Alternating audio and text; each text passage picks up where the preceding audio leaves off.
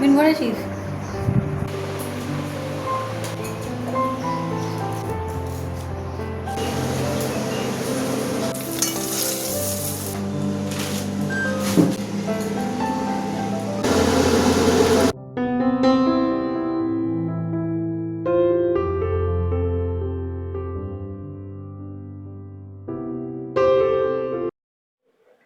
নমস্কার বন্ধুরা, আশা করি তোমরা সবাই খুব ভালো আছো। আমিও খুব ভালো আছি। সম্পাস লাইফস্টাইলের আরও একটা নতুন ভিডিওতে তোমাদের সবাইকে স্বাগত। আর আজ হলো মঙ্গলবার। আজকেও ভিডিওটা একদম ভোরবেলা থেকে শুরু করেছি। এখন তো প্রত্যেক দিনই ভোর 4টের সময় ঘুম থেকে উঠেই প্রথমে রান্নাঘরেই ঢুকে যেতে হয়, যেহেতু টিফিন বানাতে হয়। তো তোমাদের দাদা ভাই আর বাবান দুজনেরই কিন্তু আজকে থেকে মর্নিং স্কুল শুরু হচ্ছে, তো দুজনের জন্যই ওর জন্য টিফিন বানিয়ে নিচ্ছি। তবে আজকে আর পরোটা বানাইনি, কাল রাতের আটাটা মেখে রেখেছিলাম। এখন এই যে রুটি করে নিচ্ছি একটু, কারণ প্রত্যেক দিন ওই পরোটা বা তেলের ভাজা জিনিসগুলো না খাওয়াই ভালো। আর এত সকালবেলা উঠে যে জুত করে কোনো কিছু ভালো কিছু বানিয়ে দেব, সত্যি কথা বলতে কি এনার্জি থাকে না। ঘুমটাই ঠিক মতো চোখ থেকে ছাড়তে চায় না, আর সেই অবস্থায় রান্না করতে তো আরো বেশি বিরক্ত লাগে। কিন্তু কিছু করার নেই, বিরক্ত লাগলেও কাজগুলো তো করতেই হবে। আর তোমাদের আগের দিনের ভিডিওতেই বলেছিলাম যে শরীরটা কয়েকদিন ধরে বিশেষ ভালো নেই, আর তার উপরে ঘুমটা এতটা পরিমাণেই কম হচ্ছে, যার জন্য হয়তো শরীরটা আরো বেশি খারাপ হয়ে থাকছে। সবসময় একটা ক্লান্তি থাকছে শরীরের মধ্যে। সারা দিনে আসলে 4-5 ঘন্টার বেশি ঘুমোবার মতো সময়ই পাচ্ছি না। এক তো অনেকটা ভোরবেলা ঘুম থেকে উঠতে হচ্ছে, তার উপর রাতে ঘুমোতে ঘুমোতেও অনেকটা দেরিও হয়ে যাচ্ছে। যতই ভাবি না কেন তাড়াতাড়ি ঘুমিয়ে পড়বো, কিন্তু ওই যে সবাইকে নিয়ে যেহেতু চলতে হয়, কোনো মতেই সেটা সম্ভব হয় না। আর টিফিন করে এখন এই যে বাইরে এসেছি, সবে দেখো ভোরের আলোটা ফুটছে, এখনো ঠিকঠাক সকাল হয়নি। তবে ভাবলাম এই সময়ে কিছু বাইরের কাজগুলো কমপ্লিট করে নিই। উঠোনটা প্রত্যেকদিন ঝাঁট দিই না, কিন্তু আজকে একটু নোংরা হয়েছে দেখলাম, তো ঝাঁটটা দিয়ে দিলাম। আর জানো তো, একটু বেলা হয়ে গেলেই এখানটাতে এত রোদ এসে যায়, তখন কিন্তু এখানে আর ঝাঁট দেওয়া সম্ভব হয় না।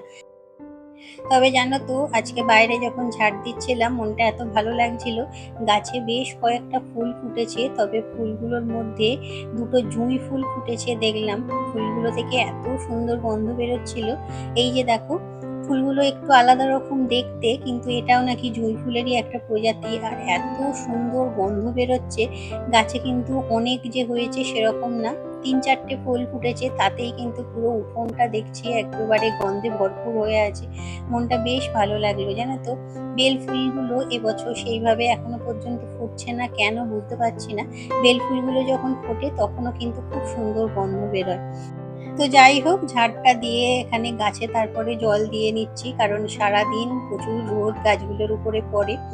আর কাল একটা ভিডিও আমি আমার চ্যানেলে দিয়েছিলাম, তবে ভিডিওটা কয়েকজন হয়তো দেখেছো, তারপরে ভিডিওটা আনলিস্টেড করে দিতে হয়েছিল। ভিডিওটাতে একটু সমস্যা দেখা গিয়েছিল, যার জন্য ওটাকে আর পাবলিক রাখা যায়নি। তো যাই হোক, তার জন্য কাল বিকেলের পর থেকে মনটা প্রচন্ড পরিমাণে খারাপ হয়েছিল। কয়েকদিন ধরেই ফোনে সমস্যার জন্য ভিডিও ঠিকঠাক রেগুলার দিতে পারছিলাম না। আর তার উপরে ভিডিও যদিও বা একটা দিয়েছিলাম, সেটাও নানা কারণে ভিডিওটাকে আনলিস্টেড করতে হয়েছে। তো তার জন্য না প্রচন্ড পরিমাণে মনটা খারাপ হয়ে গেছিল। সারা দিনে সংসারের সমস্ত কাজকর্ম সামলিয়ে, তারপরে শরীরের এই অসুস্থতার মাঝেও সময় বের করে একটা ভিডিও করে সেটাকে এডিটিং করা, তারপরে ভয়েস ওভার দেওয়া, আপলোড করাটা যে কতটা পরিশ্রমের তা শুধুমাত্র আমরাই জানি যারা এই প্ল্যাটফর্মে কাজ করি। তো সেই কষ্টটা যখন সমস্তটাই জলে চলে যায়, প্রচণ্ড খারাপ লাগে, প্রচণ্ড মানে মন ভারাক্রান্ত হয়ে গেছিলো, ভালোই লাগছিল না যার কাজ করি। তো এখন এই যে রেডি হয়ে গেছি, বাবানের আজকে থেকে মর্নিং স্কুল শুরু হয়েছে, তো ওকে গাড়িতে তুলে দেওয়ার জন্য এসেছি। আর রাস্তাঘাট কিন্তু একেবারে এখন ফাঁকা, খুব একটা ভিড় নেই। তবে ওর স্কুলটা একটু দেরিতে, ও 6:30 নাগাদ বাসে ওঠে। তো ওকে তুলে দিয়ে এসে তারপরে একটু রেস্ট নিয়েছিলাম, তারপরে এই যে কাজকর্ম আরম্ভ করে দিয়েছি। আর জানো তো, বাবান কিন্তু সকালে ঘুম থেকে ওঠাটা একদম পছন্দ করে না। ও কোনোদিন মর্নিং স্কুলে ওর জন্যই আরও ওকে ভর্তি করায়নি, যেহেতু সকালে ঘুম থেকে উঠতে পারে না। কিন্তু এখন এই যে নতুন নিয়ম বেরিয়েছে, মর্নিং স্কুল শুরু হয়েছে তাই সবারই, তো ওদের এতদিন হয়নি, তবে আজকে থেকেই স্টার্ট হলো। তো তার জন্য অনেকটা ভোরবেলা আজকে ঘুম থেকে উঠতে হয়েছে, 5:30 নাগাদ উঠেছে, উঠে তারপরে রেডি হয়ে স্কুলে গেছে। তো তার জন্য মুখ ওই রকম ভার করে আছে। তো কি আর করা যাবে, সবাইকেই নিজের ইচ্ছার বিরুদ্ধেই চলতে হচ্ছে। তো কয়েকটা জামা কাপড় ছিল, সেগুলো এই যে কাচতে দিয়ে দিলাম ওয়াশিং মেশিনে, আর কয়েকটা জামা কাপড় কাচা হয়ে গেছে, সেগুলো বারান্দায় শুকোতেও দিয়ে দিয়েছি। আর এখন চলো নিচে যাই, নিচে গিয়ে রান্না বান্না বসাতে হবে। আর এই গাছগুলো জানো তো আমার উপরে বেডরুমে ছিল, গাছগুলো ওখানে একেবারেই রোদ পাচ্ছিল না বলে কিনা জানি না, গাছগুলো না আস্তে আস্তে শুকিয়ে যাচ্ছিল। তার জন্য এখানে গাছগুলোকে নামিয়ে এনে রেখেছি, আর এখানে যে স্নেক প্ল্যান্টটা ছিল সেটা উপরে ঘরে নিয়ে গিয়ে রেখেছি। আজকে না সবজি টবজি কিছুই কাটা নেই, কি রান্না করব আগে থেকে ঠিকও ছিল না, আর কাল একেবারেই ভালো লাগছিল না, তাই কোনো রকম সবজিও কেটে রাখা হয়নি। শুধুমাত্র ওদেরকে সকালে টিফিন করে দেওয়ার জন্য আটাটা মেখে রেখেছিলাম, আর রাতে একটু ঘুগনি করেছিলাম সেটাই রেখে দিয়েছিলাম টিফিনে, ওদেরকে ওই ঘুগনি দিয়ে রুটি দিয়েছি। তো সবজিগুলো সকালে কেটে তারপরে তরকারি বসিয়েছি। আজকে এই যে একটু ঢেঁড়সের তরকারি করেছি, আর তার সাথে করব ডিমের ঝোল। ডিমগুলো আগেই সিদ্ধ করতে বসিয়ে দিয়েছিলাম, তো এখন এই যে ঢেঁড়সটা হয়ে গেলে তারপরে ডিমের ঝোলটা বসিয়ে দেব। আজকে একটা কড়াতেই রান্না করেছি, দুটো কড়া আর নোংরা করিনি। তো ওদিকে ঢেঁড়সটা বসিয়ে এখন এই যে ডিমের খোসাগুলো ছাড়িয়ে নিচ্ছি।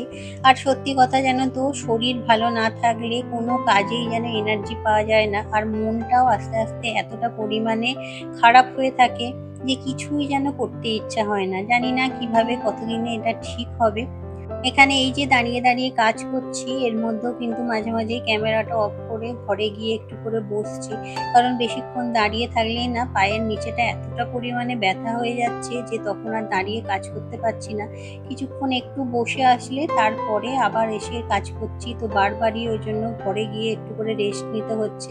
আর তার জন্য জানো তো সব কাজেই দেরিও হয়ে যাচ্ছে, যেহেতু মাঝে মাঝে একটু করে গ্যাপ দিতে হচ্ছে। তো এখানে ডিমগুলো আজকে আগে নুন আর হলুদ দিয়ে একটু ভেজে নিয়েছি, তারপরে এই যে আলুগুলো দিয়ে দিলাম। আজকে একটু বেশি করেই তরকারি করেছি, ঢেঁড়সটাও অনেকটা করেছি, ডিমের ঝোলটাও করেছি, যাতে দুবেলাই হয়ে যায়, কারণ সন্ধেবেলা রান্না করতে এমনিতেও ভালো লাগে না। আর এখন তো শরীরটা যেহেতু ভালো নেই, আরও ইচ্ছা হচ্ছে না, ওই শুধু রুটিটা সন্ধ্যাবেলা করে নেব তাহলেই হবে। তো তরকারিগুলো যাতে দুবেলা থাকে ওর জন্য একটু বেশি করেই করছি।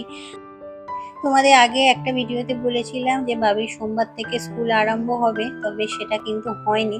আসলে ওর আরো এক সপ্তাহ পর 22 তারিখ থেকে স্কুলটা আরম্ভ হওয়ার কথা, কিন্তু আমার না সেটা একদমই মনে ছিল না যে 22 তারিখ থেকে স্কুল খুলবে। আর ওই যে বললাম ফোনে কিছু সমস্যা হচ্ছিল, তার জন্য ফোনে না সমস্ত ছবি যেহেতু ডিলিট করতে হয়েছিল, তো ওই স্কুলের নোটিশটাও তার সঙ্গে ডিলিট হয়ে গিয়েছিল।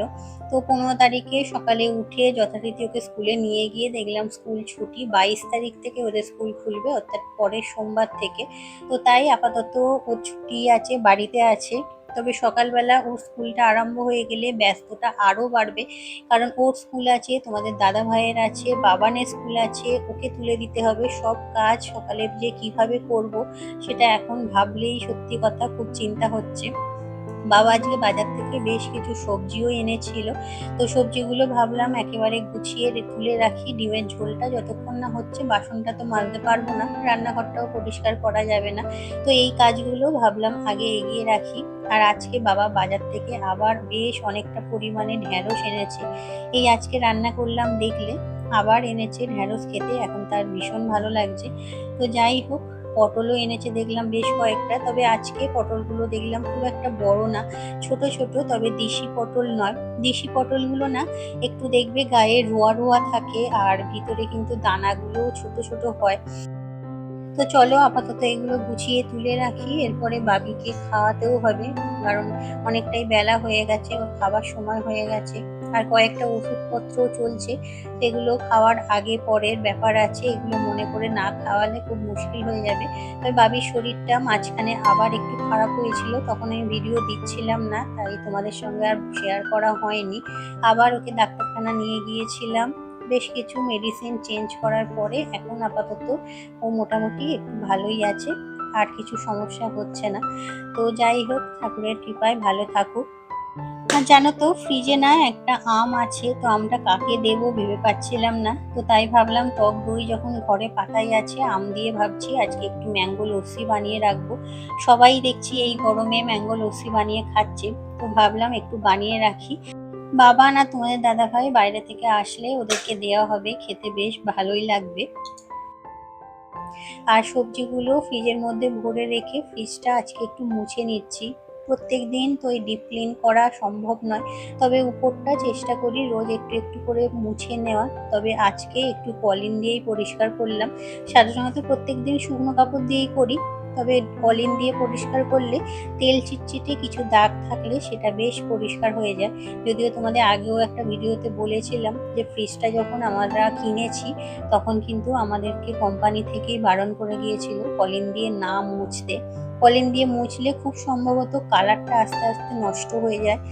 তো কি করা যাবে বলো তো, শুকনো কাপড় দিয়ে মুছে কিন্তু পরিষ্কার করা যায় না তেলগুলো। আর যেহেতু ফ্রিজটা আমার একদম রান্নাঘরেই থাকে, তো তেল চিটচিটানি একটু হলেও এটাতে হয়। তো কলিনটা ওর জন্য ওই কাপড়ের মধ্যে নিয়ে মুছি।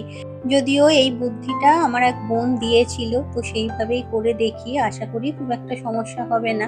আর চারিদিকেই দেখলাম একটু ধুলো ধুলো হয়েছিল, তো সেটা ভালো করে পরিষ্কার করে নিলাম। আর এখন এই যে ম্যাঙ্গো লস্যিটা বানিয়ে নিচ্ছি, আর এর সাথেই ভিডিওটা আজকে শেষ করব। আশা করছি ভিডিওটা তোমাদের ভালো লেগেছে। ভালো লাগলে একটা লাইক করে চ্যানেলটা সাবস্ক্রাইব করে নিয়ে পাশে থেকো। আবার দেখা হবে পরের ভিডিওতে, ততক্ষণ সবাই খুব ভালো থেকো। টাটা।